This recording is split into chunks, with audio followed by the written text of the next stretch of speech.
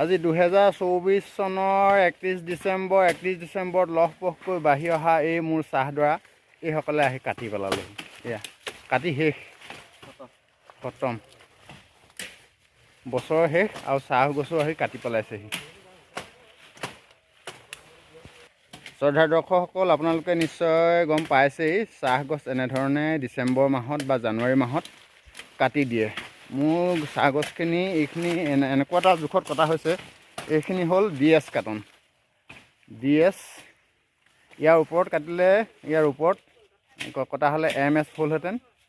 MS কটা নাই, MS আগতে কাটিলে, এতিয়া এইখিনি DS কাটন। DS তলৰ পৰা প্ৰায় 1.5 ফুটমান উঠিছে কিজানি ন? মাটিৰ পৰা 1.5 ফুট হ'বনে? মাটিৰ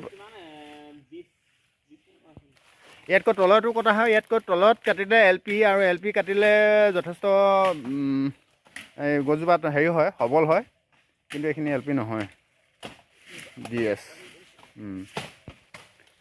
এনেধৰণে চাহ গছখিনি কাটি দিয়াৰ পাছতে আকৌ এই 2 মাহ, অৰ্থাৎ জানুৱাৰী ফেব্ৰুৱাৰী, এই 2 মাহ এনেধৰণে থাকিব।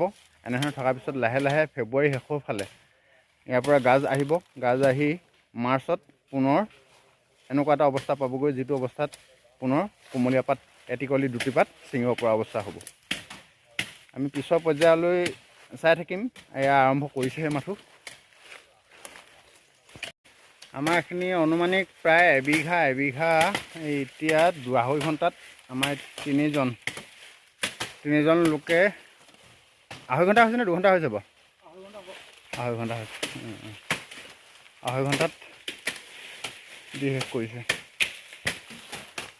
আজিকালি বাগানবিলাকত দেখা গৈছে মেচিনৰ ব্যৱহাৰ, কিন্তু মেচিনৰ ব্যৱহাৰ হ'লেও এনেকুৱা ধৰণৰ হাতে ব্যৱহাৰ কৰিলেহে খৰচি মাৰি কাটি যাবলৈ অকণমান সুবিধা হয় নেকি?